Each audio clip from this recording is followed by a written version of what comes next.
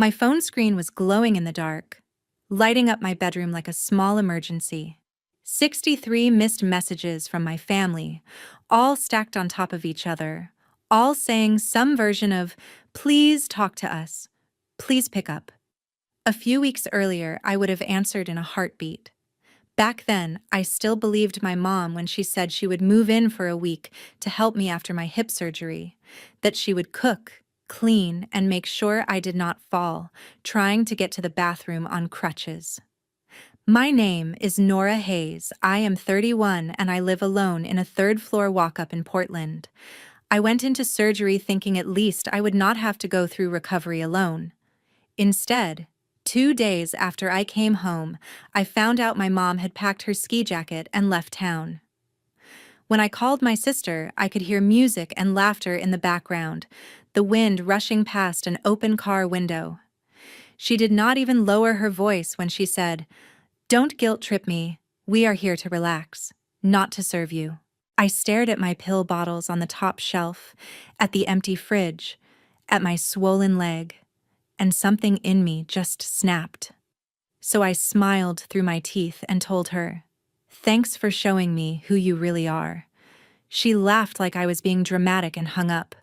That was the last normal conversation my family ever had with me, because a couple of weeks later, I made a decision they never saw coming. And if you have ever been the reliable one in your family, you might want to hear exactly how I finally stopped saving them. The morning of my surgery felt almost calm, like everyone had finally agreed to take me seriously for once, and I remember thinking maybe I had been too harsh when I told my sister thanks for showing me who you really are.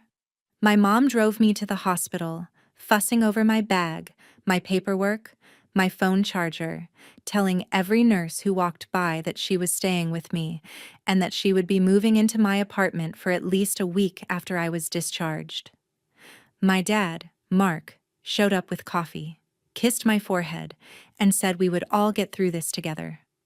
My sister, whose name is Tessa, swept in late with her husband, Evan, holding a to-go latte, and her phone up for a quick selfie. Something like visiting my brave little sis before hip surgery, and then she was gone before they even rolled me into the operating room. When I woke up, groggy and dizzy and feeling like my hip had been replaced with a brick, my mom was sitting in the chair next to my bed, scrolling through her phone and telling me not to worry, that she had everything under control at home. She told me she had already made a shared Google Calendar for my meds, my physical therapy exercises, and even my meals, and she kept repeating that she would be staying in my place so I would not have to do this alone. I clung to that promise when they discharged me the next day, when every bump in the road on the way back to my third-floor apartment made my teeth clench.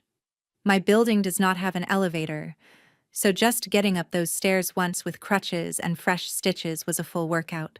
My mom helped me into bed, stocked the nightstand with water, snacks, and my phone, put a couple of containers of soup in the fridge, and told me she was going home just to grab some clothes and check on the coffee shop she owns with a friend. She kissed my forehead and said she would be back early the next morning. I believed her, because that is what you do with your mom, even when you should know better. The first night at home was rough but manageable.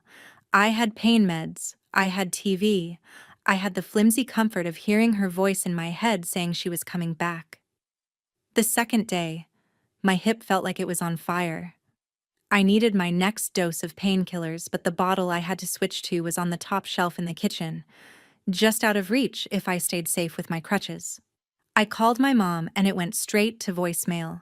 I texted her and saw the little delivered sign, but no typing bubble. I messaged the family group chat that she had made for my recovery, the one called Nora Recovery Squad, and it stayed completely silent. I tried to tell myself she was driving or busy with a customer, that she would walk in any minute with groceries and a guilty smile.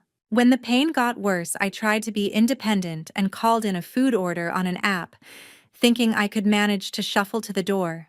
The driver did what they always do in my building, left the bag in the hallway and took a picture, but by the time I had gritted my teeth, braced my crutches, and inched my way out of bed, My leg gave out halfway to the door and I had to crouch there, sweating, trying not to cry.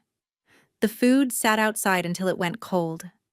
I made it back to the couch somehow, found an old granola bar, and tried to laugh at myself for being so helpless. By the evening of that second day, my phone was still dry of any call from my mom. No message from my dad either. It was only when boredom and anxiety pushed me to open Instagram that the truth hit me like a fresh wave of pain. There on my screen was Tessa in a brand new ski jacket, standing in front of a snowy slope with her arm around my mom, my dad, and her husband Evan behind them, all of them grinning at the camera. The caption said something like "much-needed family getaway to Mount Hood," and the story clips were full of them singing in the car, clinking travel mugs, talking about how they had earned this break after a stressful season. No one looked stressed. No one looked worried. No one even mentioned the daughter they had left on the third floor with fresh stitches and an empty fridge. In that moment, staring at their perfect little family ski trip, the last of my excuses for them disappeared, and the hurt started to harden into something colder that would shape everything I did next. I stared at that picture so long my eyes started to burn. Then I did the only thing that made sense in that moment. I hit call on my sister's name. It rang way too many times before she picked up, and the second she did, I could hear music, laughter, somebody talking about the fresh powder like they were in a ski commercial. She did not even say hello, just a quick, "Hang on, guys, it's my sister." And then she put the phone to her ear. I said her name once, trying to keep my voice steady, and told her I was out of real food, that I could not reach my next bottle of meds on the top shelf, that Mom had not come back like she promised. There was a pause, and then she let out this long, annoyed sigh, like I had just interrupted her manicure. "Nora," she said, "you cannot do this right now. We are finally out of town. We needed this." I told her I was not asking for a vacation. I was asking for someone to help me not fall on my face trying to get to the bathroom. She laughed, not a nice laugh, more like a little scoff, and said, "Don't guilt trip me. We're here to relax, not to serve you." The word serve hit harder than it should have. I could hear my mom in the background asking who it was, and my sister muffled the phone to say, "It's just Nora. She's freaking out again." I went quiet for a second, staring at the empty living room, the pill bottle glinting on that stupid high shelf, the cold soup container in the trash. Then I felt something in me click into place. I smiled even though she could not see it and said, "Thanks for showing me who you really are." She made this little sound, half irritated, half amused, and said I was being dramatic, that I always turned everything into a crisis. And before I could answer, she said, "You're an adult. Order some food and stop making us feel bad," and hung up.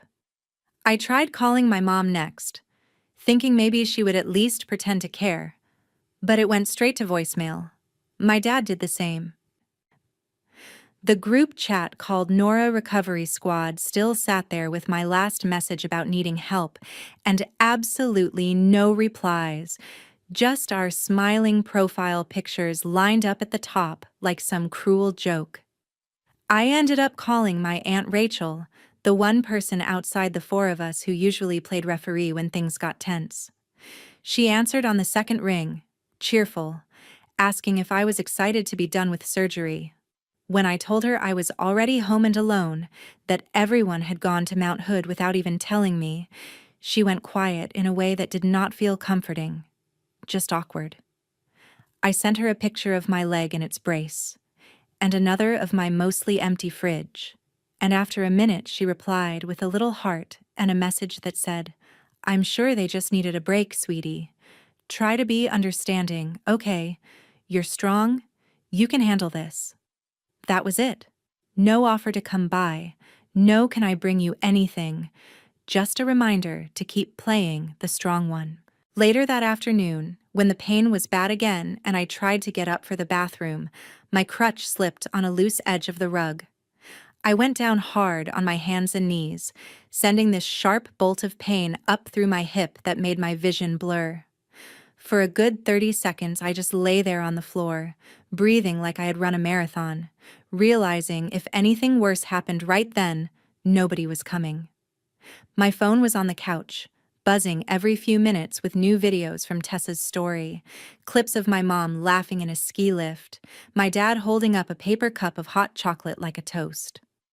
When I finally crawled back, I saw he had posted his own picture too, all of them in front of the lodge with the caption, "Much needed family reset, #blessed, #winter getaway." I stared at the word family until it almost stopped looking like a real word. In that moment, something inside me shifted from hurt to clarity. If I kept pretending this was just a misunderstanding, I was going to drown. So I opened the Notes app on my phone and started writing everything down: the dates, the promises, the screenshots, the unanswered calls. I did not know exactly what I was going to do with it yet, but I knew one thing for sure. I was done pretending that being the strong one meant letting them walk all over me. A week after that fall on the rug, the purple and yellow bruises on my knees had started to fade, but the ache in my hip had settled into this low, steady throb that made every movement a negotiation. Nights were the worst. The pain would wake me up around 3 in the morning, and the apartment would be so quiet that I could hear the hum of the fridge and the traffic far below my windows. That was when my brain liked to rewind everything and hit replay. I kept seeing that photo of my family at Mount Hood, skis propped up, my mom's arm around my sister, my dad grinning like some ad for wholesome winter memories, and it made my chest tighten in a way the pain meds could not touch. At first, I just wrote about it to stay sane. I had a note on my phone titled, "Things I Don't Want to Forget," and I filled it with small, stupid details. The timestamp on the selfie my sister took at the hospital versus the timestamp on the first ski trip photo.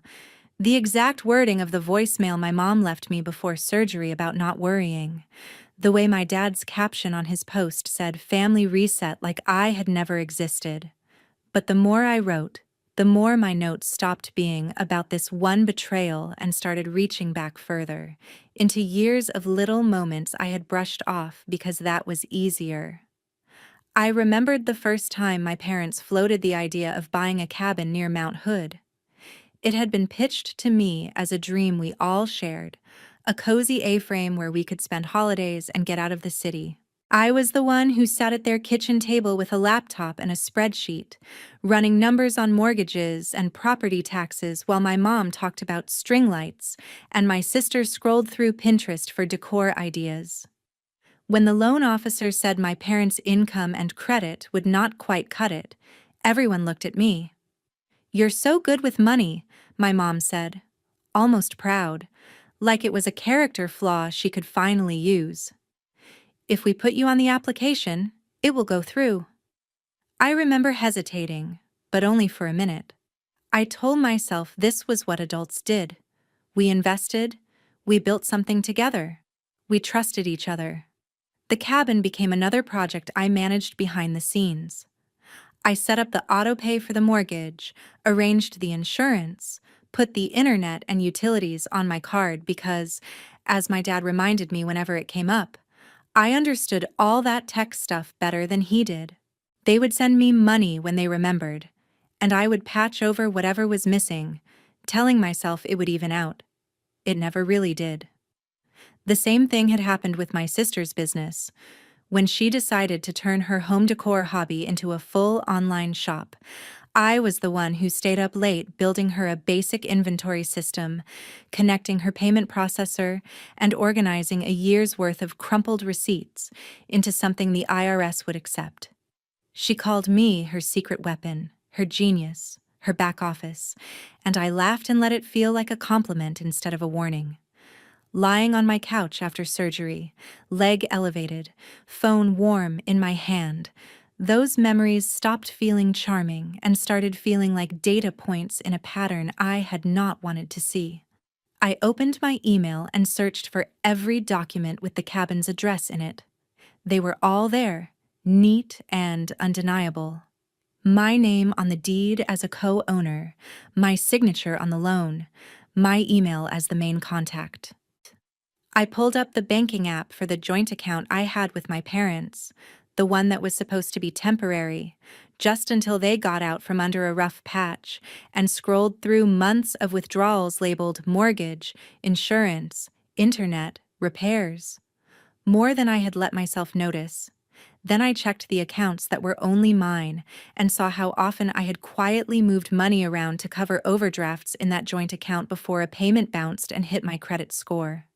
My hands started to shake, not from pain this time, but from the realization that while my family treated me like an optional extra, someone they could leave behind for a long weekend, their entire lifestyle leaned on me like a crutch.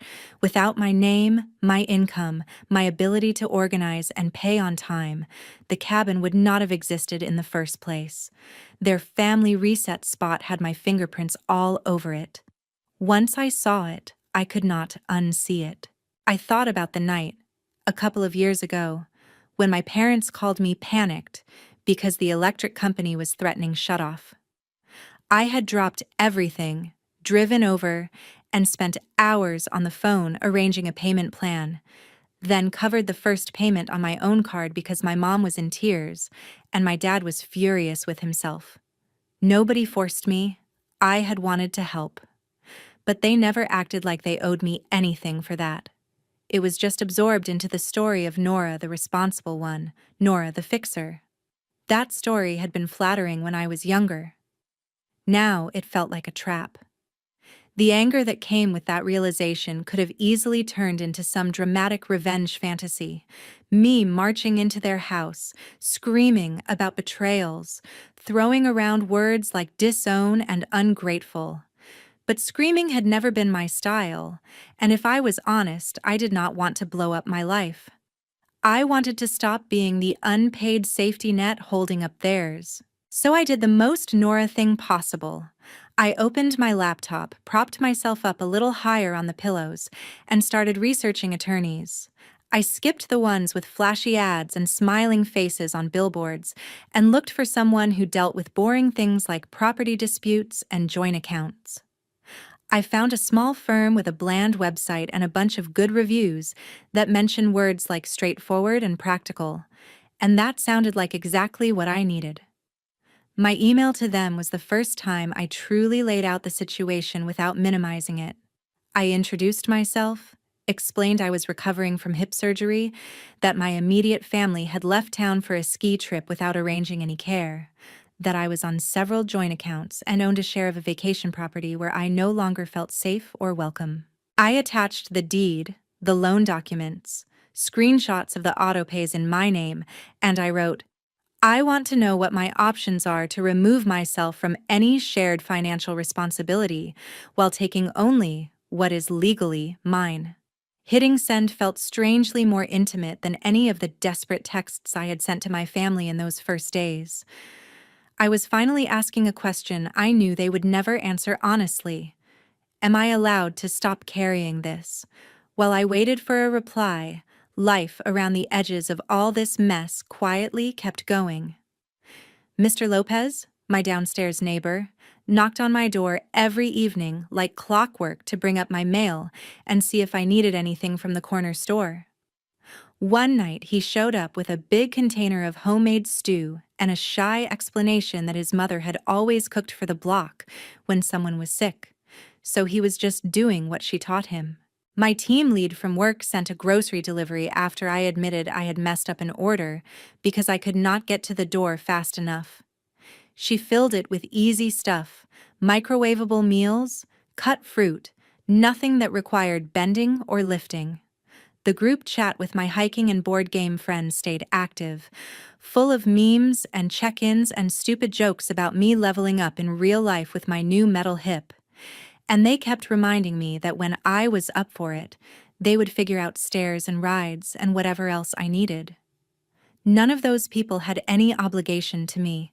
They did not share my DNA. They did not benefit from my credit score. That contrast made my family's silence feel even louder. A couple of days later, the attorney wrote back. His email was calm, almost dry, and exactly what I hoped for.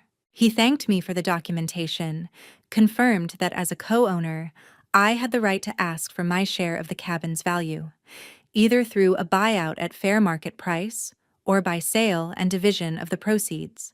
He stated clearly that I could remove my name and card information from any joint accounts and autopays going forward, that I did not have to keep backing debts I did not control. He did not call it revenge. He called it restructuring my financial boundaries. We can start with a consultation and a few letters, he wrote. But the direction is up to you. You don't need anyone's permission to protect yourself. I read that last sentence 3 times, then a fourth, letting it sink in. My whole life, it felt like my job was to protect everyone else, to make sure nothing collapsed on their watch. Sitting there with my laptop in my lap and my hip throbbing just enough to remind me of why I was doing this, I realized maybe it was okay if something finally collapsed on theirs. I was not plotting to destroy them. I was simply stepping out from under a weight they had pretended was ours when it had really been mine all along. For the first time since the surgery, I felt something that was not pain or anger. It was a thin, steady line of resolve. They had chosen a ski trip over me. I was about to choose myself over their comfort, and I had a feeling they would not see it coming until it was already done. 2 weeks after I sent that first email, I was moving better on my crutches, and the fog from the painkillers had thinned just enough for me to sign my name without shaking. The attorney and I had a short video call where he walked me through everything in a calm, almost boring voice that made the whole thing feel less like revenge and more like accounting. And that actually suited me. First, we drafted letters to the bank where I shared an account with my parents, the one that had slowly turned into a catch-all for cabin expenses and emergencies. The letter said I would be closing my connection to it, that I no longer consented to any automatic drafts using my name or credit, and that any debts going forward would belong to them alone. Then we prepared a notice to the company that handled the cabin's mortgage, and another to the insurance provider, letting them know I intended to withdraw my name from the loans and policies, and asking for the formal process to either be bought out at fair market value or to trigger a sale if my co-owners could not or would not cover my share. Seeing my family's financial life laid out in legal language made me realize just how deeply I had been woven into it. It was like someone had finally turned on the lights in a room I had been walking through in the dark for years. At the attorney's suggestion, I also went into every autopay portal I could remember setting up: cabin internet, cabin utilities, even a couple of bills tied to my parents' house that I had added my card to just for a month years ago. I removed my card information, canceled payments going forward, and printed confirmation pages, sending copies to the attorney in case anyone tried to say they did not know. Each click felt oddly similar to paying those bills in the first place, except this time, instead of draining my account, I was reclaiming it. They came back from Mount Hood about halfway through this process. I knew because my mother, Diane, finally called me, not to ask how I was, but to ask why the electric company had sent them a warning about a missed payment. I answered on the second ring and listened as she launched straight into, "I thought you were handling that. It bounced. What is going on?" I waited until she ran out of steam and then said, calmly, "I was handling it. I am not anymore. You own the house. You run the coffee shop. You can set up your own autopay." There was a beat of stunned silence, and then she said my name like a warning. "Nora, you are being unreasonable. We are family." I told her family does not leave someone fresh out of surgery alone and drive to the mountains. If you can do that, you can figure out how to log into a utility account.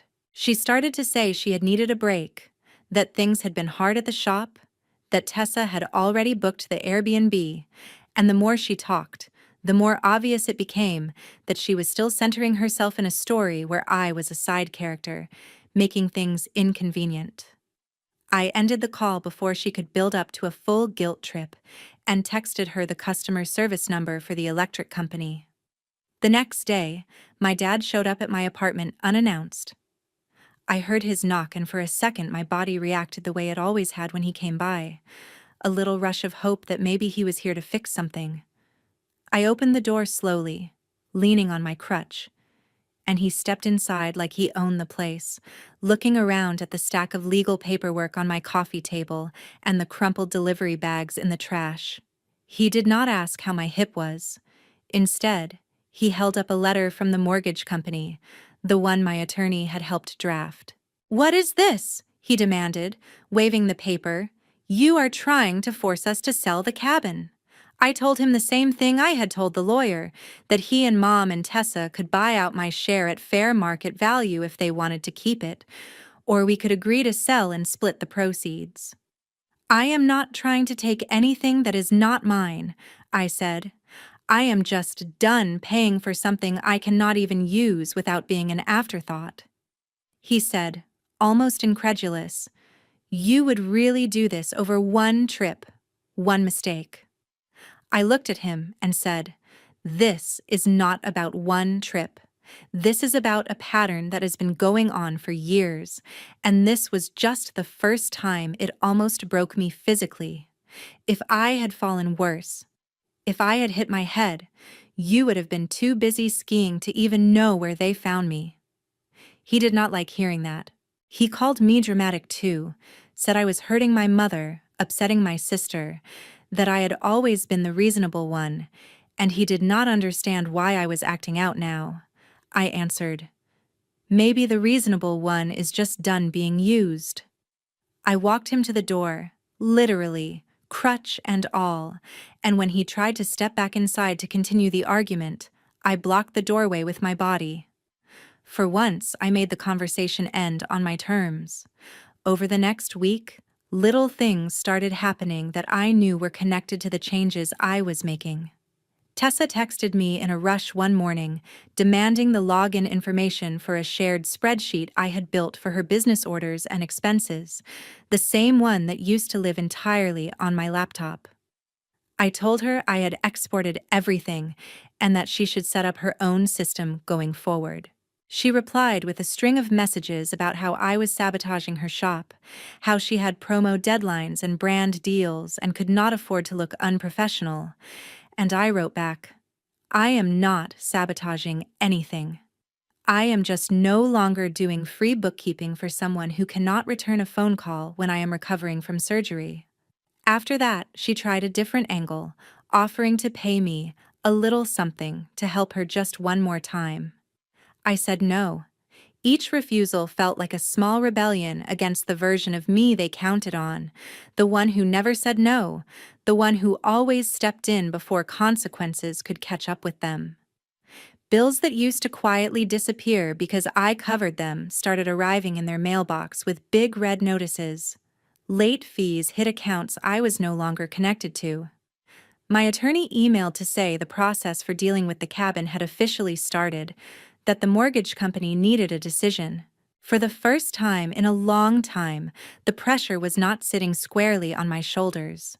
It was on theirs, where it honestly should have been all along. And underneath the anxiety and the unfamiliar silence from my family, there was a strange, steady feeling growing in my chest. It was not revenge in the movie sense. No dramatic reveal, no gasps. It was more like finally stepping out from under a load you did not realize you had been carrying your entire adult life, and knowing if someone else dropped it now, it would not crush you anymore. A few weeks after my dad stood in my doorway waving that mortgage letter around, the fallout finally caught up with them, and that was when the 63 notifications started piling up on my phone like a digital avalanche. It happened on a Tuesday morning while I was sitting on my couch after physical therapy, scrolling through an exercise app and feeling proud I could lift my leg a few inches without wanting to scream. My phone buzzed once, then again, until it would not stop. Missed calls from Mom, from Dad, from Tessa, voicemail alerts, texts pouring into the family group chat that had been dead silent when I needed a glass of water. They all had the same desperate rhythm. Nora, pick up. We need to talk. This has gone too far. Please answer. I tapped the thread open and saw paragraph after paragraph. My mom was asking why the cabin mortgage company was suddenly talking about a forced sale, insisting that she and my dad could not qualify to refinance without my income on the application. She wrote, "You are going to make us lose our place, the only thing that actually brings this family joy." My dad sent a blurry photo of a past due notice with a red stamp and asked if there was some kind of mistake with the autopay, like maybe I had accidentally turned it off. Tessa, of course, came in hot. She accused me of trying to ruin her life, typed in all caps about how losing the cabin would mean losing essential content for her brand, how a recent email from the IRS about reviewing her returns had spooked one of her sponsors and made them pause a deal. She wrote, "I trusted you with my numbers, and now you abandon me, like I had been the one who ghosted her while she lay in a hospital bed." I read every message carefully, partly out of habit, partly out of morbid curiosity. They were full of fear and anger and blame, but not one of them said, "We are sorry we left you alone after surgery." Not one of them acknowledged the picture of the empty fridge or the unanswered calls. It was like we were living in two different stories, and they had decided the only one that mattered was the one where I suddenly turned into the villain. While they were firing off text grenades, the more official consequences were rolling in on their side. My attorney forwarded me updates from the mortgage company. My parents and Tessa had been given options: buy out my share or agree to sell. Their late payments and their weaker credit without my score propping everything up made the first option almost impossible. They stalled, they argued, they tried to negotiate, but numbers do not care about feelings. In the end, the only realistic path was putting the cabin on the market. The thought of that place actually selling, of the A-frame in the snow with its string lights and cute mugs disappearing from their feed, made a part of me sad, because I had once been excited about it too. Mostly, though, it felt fair. If they wanted to treat the cabin like a symbol of their perfect family life, then they could let that symbol go the same way they let me go, by turning their backs when it mattered. Around the same time, Tessa texted me a screenshot of a letter from the IRS, a notice that they were reviewing her past returns and needed additional documentation. She sent it with the message, "Are you happy now?" and a crying emoji. I reminded her I had not filed anything for her that year, that I had told her weeks before surgery she would need to hire a real accountant if she wanted to expand her business. I did not tell her what I was thinking, which was that years of shoving receipts into bags and asking her genius sister to fix it at the last minute had finally met a wall that did not budge. My mom's messages got more erratic as the days went by. She bounced between accusing me of betrayal and begging me to just come over and talk it out like we always do. Which was funny, because what we had always done was me smoothing things over so no one ever had to change. She wrote about the coffee shop's slow winter sales, about how the stress was making her chest tight, about how my dad was snapping at her more. My dad sent one long text about how he had to borrow money from a friend to fix his truck, and how humiliating that felt. Tessa complained about losing a brand deal and having to tell her followers she was restructuring her business. Through all of it, the words "I am sorry" never appeared. My Aunt Rachel chimed in too, leaving me voicemails where she said things like, "Families go through rough patches, honey. You cannot burn it all down over one bad choice. And you know your mother loves you. She just does not always show it the right way." She sounded more panicked about the cabin than about anything that had happened to me physically. I wanted to ask her if she had looked at the photos I sent from that first week, of my legs strapped into a brace and my empty counters, but I knew it would not matter. People who have decided you are too strong to need help will twist themselves into knots before admitting they were wrong. While my family group chat turned into a wall of pleas and accusations, my real life outside of that thread got strangely quieter and more peaceful. Mr. Lopez knocked on my door one Saturday with a grocery bag and an invitation to come downstairs for dinner if I felt up to it. He and his partner served enchiladas and made sure there was a chair with extra cushions for my hip. My coworkers sent me a silly get-well-soon video and a care package with tea and a weighted blanket. My board game friends shifted our weekly meetups online until I could move better, then insisted on picking me up for the first in-person night so I did not have to navigate the bus. None of them owed me those things. None of them shared my last name. And yet, they were the ones checking in on my pain levels and my progress, not whether I had reconsidered saving a cabin or repairing my parents' credit. One evening, after a particularly intense flood of messages from the family chat about how I was destroying everything, I muted the thread and set my phone face down. I sat at my window and watched the rain slide down the glass, feeling an odd mix of grief and relief. Losing the cabin and the illusion of being the good daughter hurt, but the weight that had been sitting on my chest for years was finally starting to lift. They had taught me I did not matter as much as their trips, their comfort, their image. Now they were discovering what their lives looked like without the person who quietly made the math work. I did not need to say anything dramatic or deliver some big speech. The numbers were talking for me, and for once, I was willing to let the silence between us grow. By the time spring settled over Portland and the rain finally eased into softer showers, I could walk down the sidewalk without a limp, just a faint ache in my hip when I moved too fast. The cabin had a pending offer.